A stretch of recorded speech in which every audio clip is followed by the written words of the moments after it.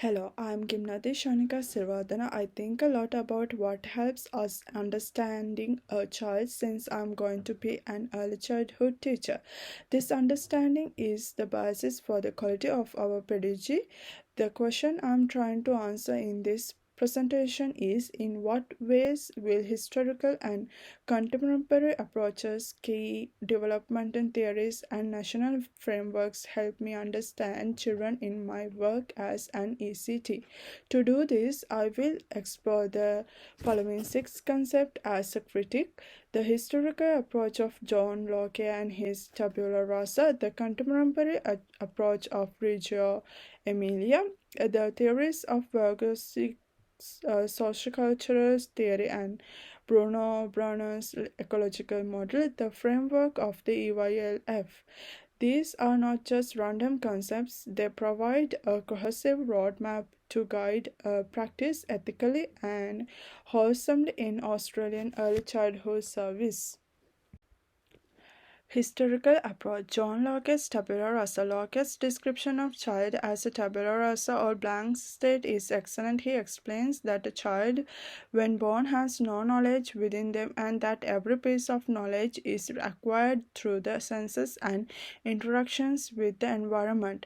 Critical reflection. While outdated in its psychological strictness, Locke's philosophy fundamentally shifted focus away from fixed, predetermined development towards the power of the learning environment. As an ECT, tabula rasa informs my pedagogy by forcing me to critically evaluate the learning setting based on an optimum encouragement model. As discussed in previous chapters, the setting I design needs to have the right dimensions, be safe, and be constructive and effectively stimulating to cater for the child's holistic development and well-being.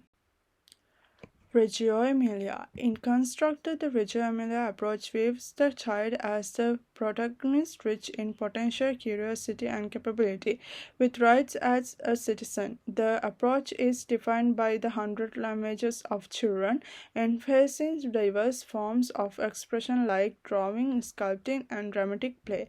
Comprehending the child as identity communication with the Reggio Emilia approach, I am able to understand a child's identity and their way of communicating. It encourages me to move out just the realm of verbal literacy.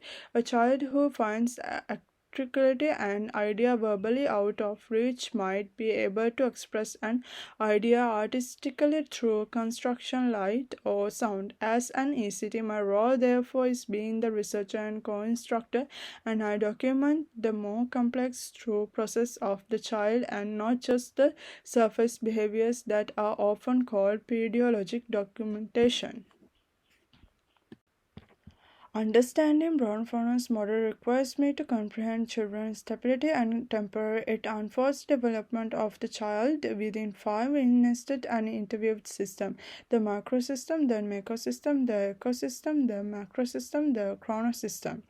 Understanding complex behaviors and identities can be very important. For instance, a difficult child behavior might occur because there is some challenges between home and care. As an ECT and because of performance theory, I have to make sure my practice is culture responsible. Collaboration with families and the community is important as the learning outcomes of the child depend heavily on the resources and the stability of the whole.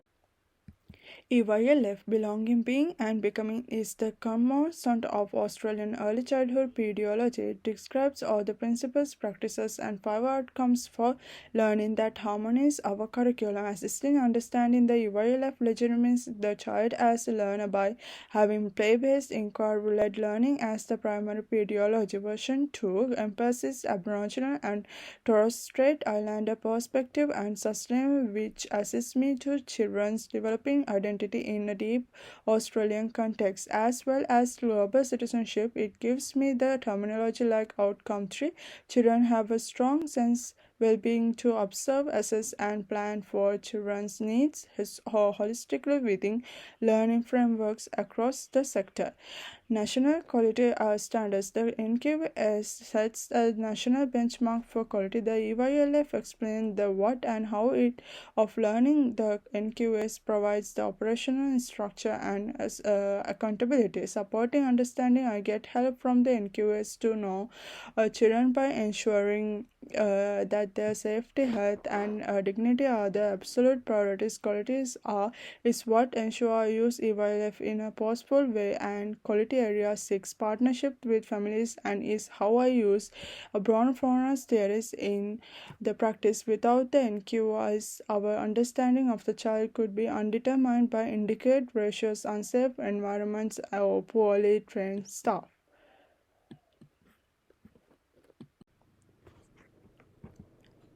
To finish up, my knowledge as an early childhood teacher will integrate all I have talked about. I see children as more than just a blank state as Locke believed. I also see children as workers, social learners, as born from a system, and as a main character through the Reggio Emilia perspective. Your guideline indicate that I am turned this deep and rich understanding into ethical professional action. So I will act according to that all per respect and high remaining.